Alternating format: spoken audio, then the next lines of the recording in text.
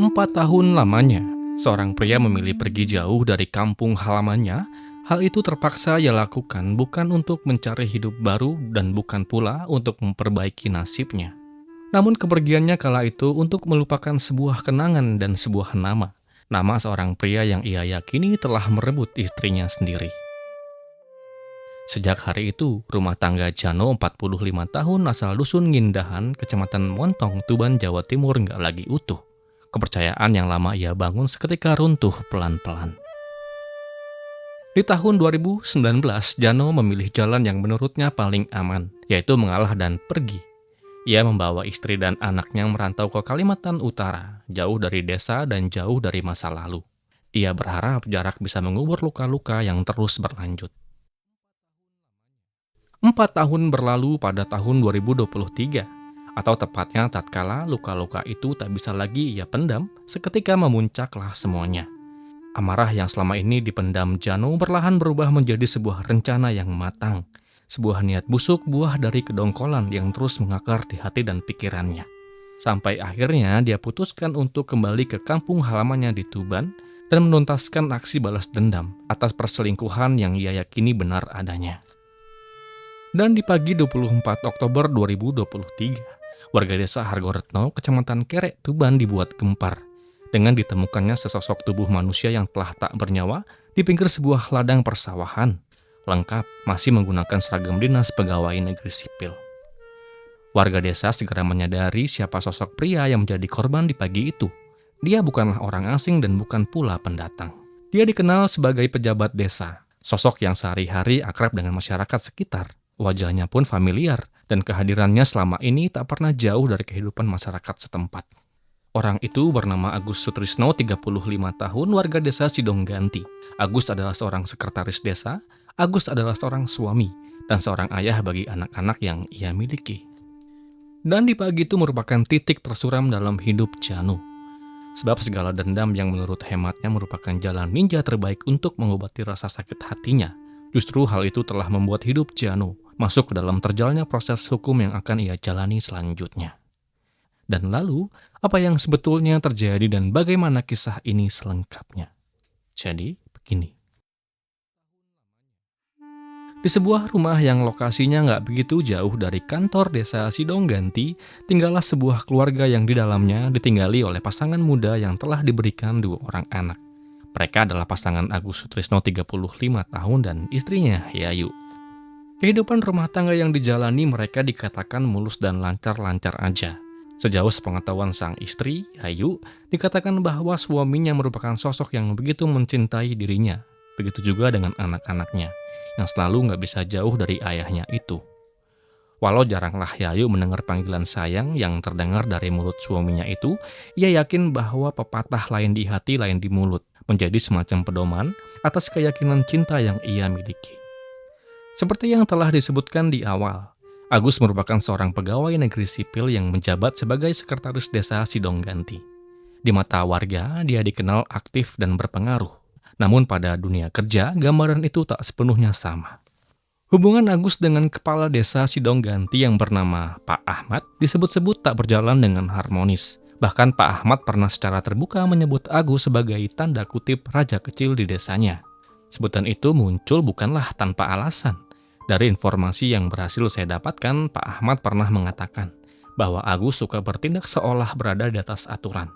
Pernah ada sebuah kejadian yang membuat kegaduhan di wilayah Kecamatan Pancar, namun Agus disebut bisa lolos dari jeratan hukum yang berlaku pada saat itu.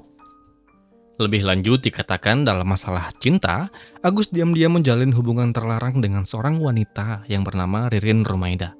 Sebuah hubungan yang bermula dari urusan pekerjaan. Pada tahun 2019 yang lalu, Ririn mengikuti proses penerimaan perangkat desa untuk mengisi posisi jabatan di desa Sidongganti.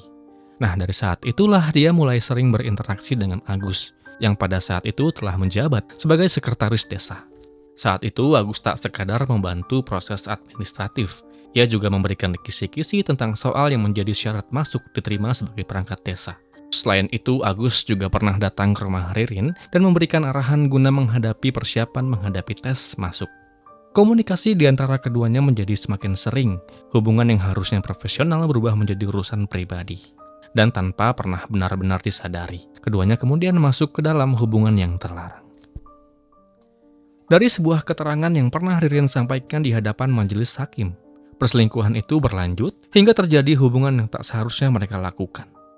Dikatakan di sepanjang tahun 2019, mereka telah 6 kali melakukan hubungan layaknya pasangan suami dan istri.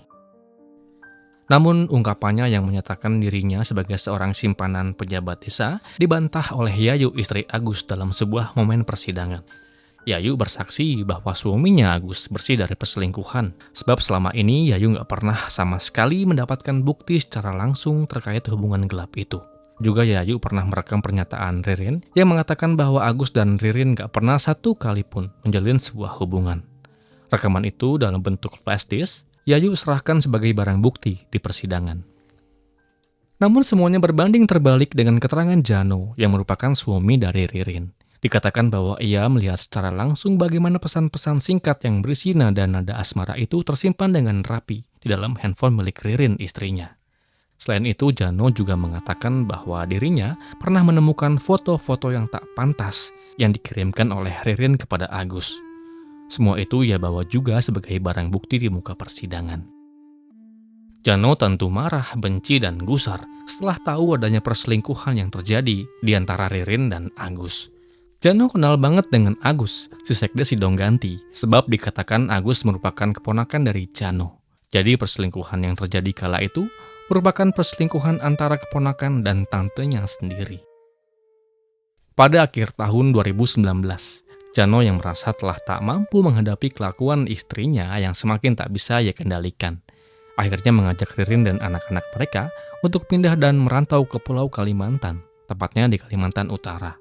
Kepergiannya kala itu dimaksudkan untuk menjauh dari masalah-masalah yang ada pada saat itu. Namun jarak nggak bisa menjadi solusi untuk menghentikan hubungan gelap itu. Meski berada di Pulau Kalimantan, Ririn dan Agus masih sering melakukan komunikasi lewat pesan singkat. Bahkan dikatakan bahwa Ririn berulang kali mengirimkan uang kepada Agus yang kala itu ada di Tuban. Dan puncak segala amarah Jano, semuanya memuncak setelah 5 tahun lamanya terpendam dalam hatinya. Jadi begini kronologinya. Setelah merantau hampir kurang lebih 5 tahun lamanya di Kalimantan Utara, pada tahun 2023 Jano bin Sardi akhirnya pulang ke kampung halamannya di Dusun Ngindahan, Kecamatan Montong, Tuban, Jawa Timur bersama dengan istri dan anak-anaknya.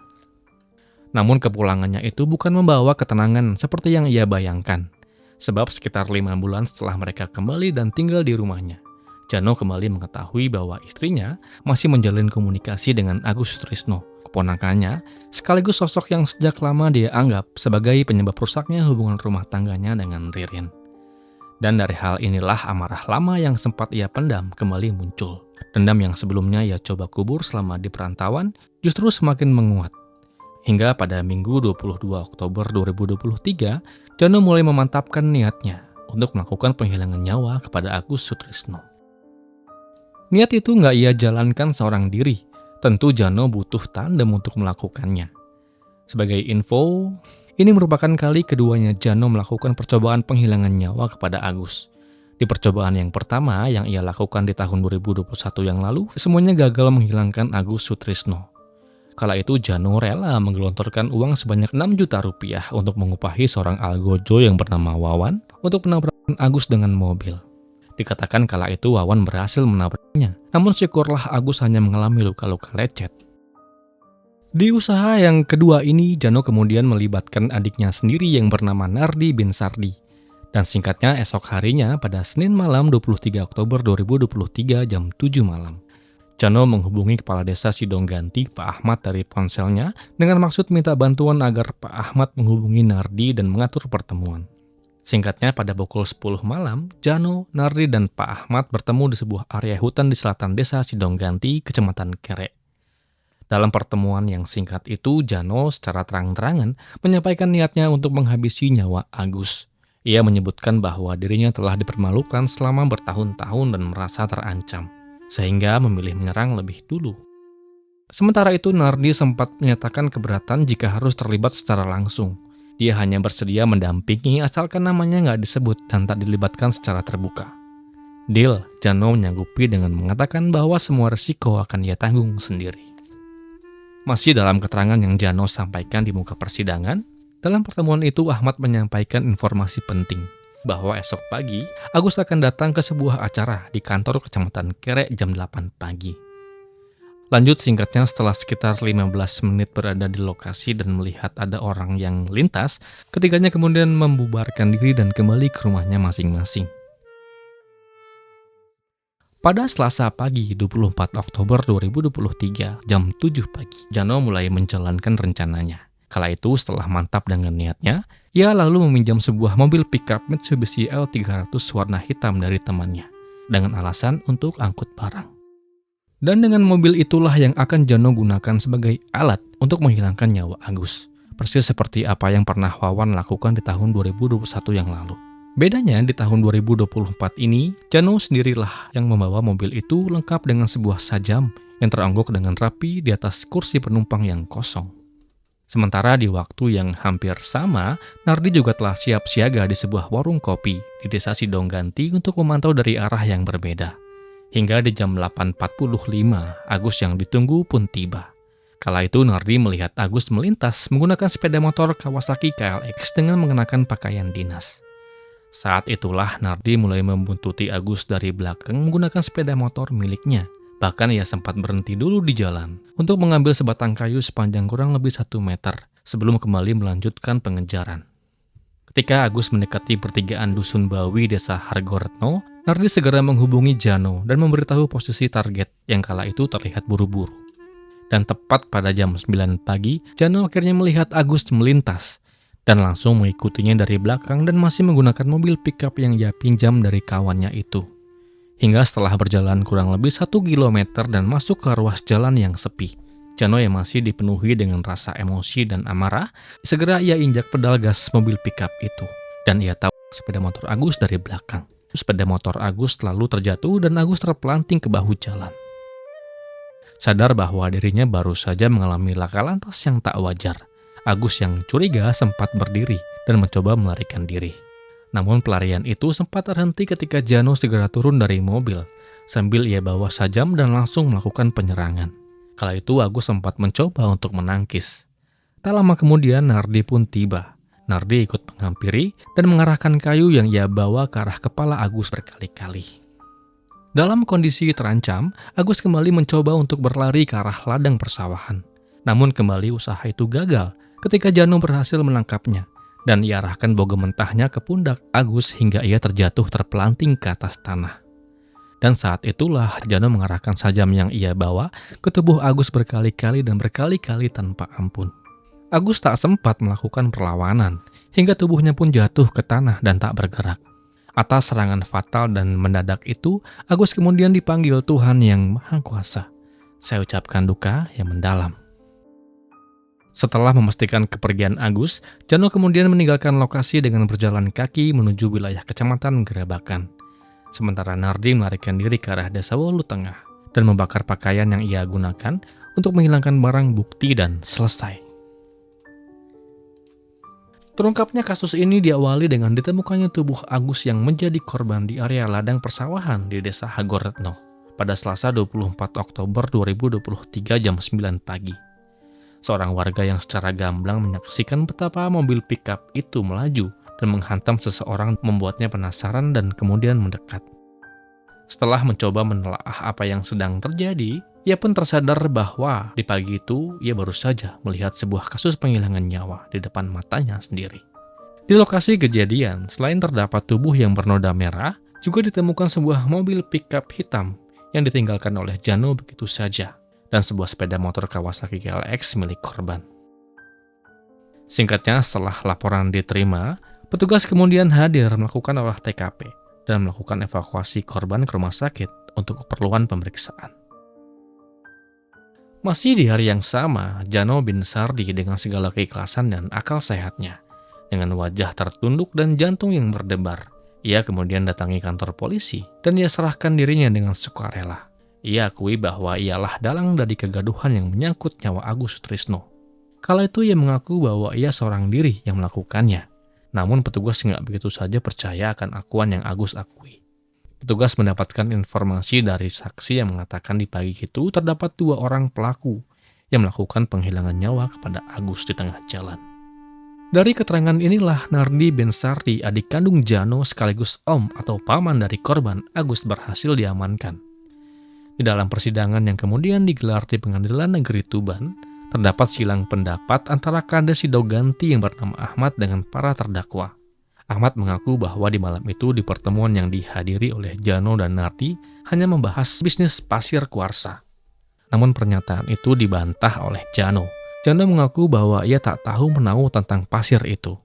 Alih-alih Jano malah mengaku bahwa si Kades hadir dalam rangka mengkonfirmasi kegiatan dinas yang akan dilakukan Agus di hari naasnya itu. Dan atas segala kejahatan yang telah dilakukan oleh Jano dan Nardi, majelis hakim kemudian menjatuhkan vonis kepada Jano Bensardi dengan hukuman 15 tahun penjara dan 10 tahun penjara bagi Nardi Bensardi. Demikianlah kisah ini. Semoga akan terus ada pelajaran yang bisa kita ambil dari kisah ini. Dan kisah ini pun berakhir